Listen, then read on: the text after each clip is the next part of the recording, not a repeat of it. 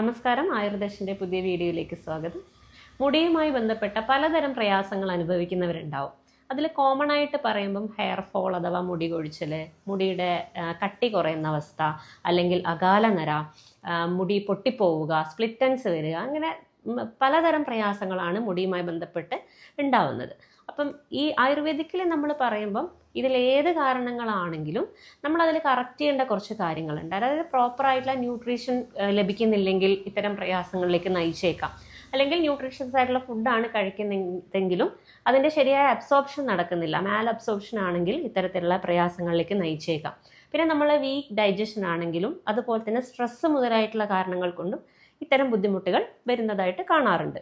അപ്പോൾ ഇത്തരം പ്രയാസങ്ങളെ പറ്റി പറയുമ്പോൾ നമ്മൾ ഇതിൻ്റെ ട്രീറ്റ്മെൻറ്റ്സ് ഭാഗത്തിലേക്ക് കടക്കുന്നതിന് മുന്നേ നമ്മൾ ഹെൽത്തി ആണോ നമ്മുടെ ഹെയർ, അല്ലെങ്കിൽ ഏത് ടൈപ്പാണ് നമ്മുടെ ഹെയർ എന്ന് ഐഡൻറ്റിഫൈ ചെയ്യേണ്ടത് ഇമ്പോർട്ടൻ്റ് ആണ്. അപ്പം നമ്മുടെ ഹെയറിൻ്റെ നാച്ചർ അനുസരിച്ച് അതിൽ വരാൻ സാധ്യതയുള്ള ഇഷ്യൂസും പറയാൻ പറ്റും.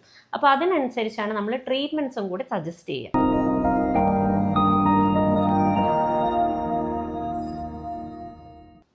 ആദ്യം നമുക്ക് വാതിക ടൈപ്പ് ഹെയറിനെ കുറിച്ച് പറയാം. അതായത് വാത പ്രിഡോമിനൻ്റ് ആയിട്ടുള്ള ഹെയർ ആണെങ്കിൽ ഫാസ്റ്റ് ആയിട്ടുള്ള ഗ്രോത്ത് ഉണ്ടാവും, ഹെയർ ഗ്രോത്ത് നല്ല ഫാസ്റ്റ് ആയിരിക്കും.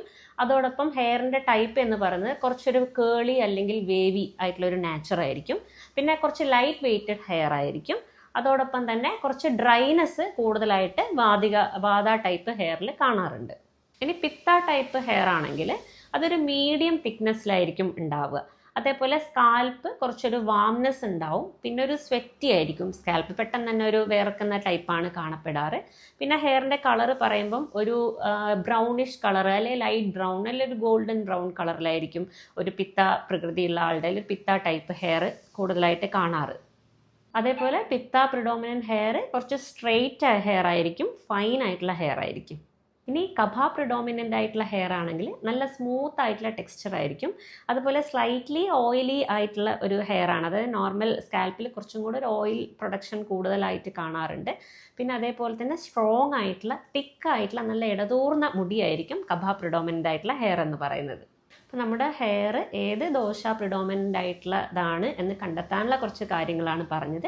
ഇനിയിപ്പോൾ ഈ ടൈപ്പ് ഹെയറിൽ കാണാൻ സാധ്യതയുള്ള ഇഷ്യൂസിനെ കുറിച്ചുള്ള ഒരു വീഡിയോ കൂടി ചെയ്യുന്നുണ്ട്. അപ്പോൾ ഏതാണ് നിങ്ങളുടെ ദോഷ ഇംബാലൻസ് വന്നിരിക്കുന്നത്, അതിൽ എന്താണ് നിങ്ങളുടെ ഹെയറിൻ്റെ പ്രയാസം ഉള്ളതെന്നുള്ള കണ്ടെത്തി അതിനനുസരിച്ചിട്ടുള്ള ശാശ്വതമായിട്ടുള്ള പരിഹാരങ്ങൾ ആയുർവേദിക്കലി ചെയ്യാൻ സാധിക്കുന്നതാണ്. അപ്പോൾ അതുവഴി മുടി കൊഴിച്ചിലും മുടിയുമായി ബന്ധപ്പെട്ട പ്രയാസങ്ങൾക്ക് പൂർണ്ണമായിട്ടും ഒരു പരിഹാരം കാണാൻ സാധിക്കുന്നതായിരിക്കും.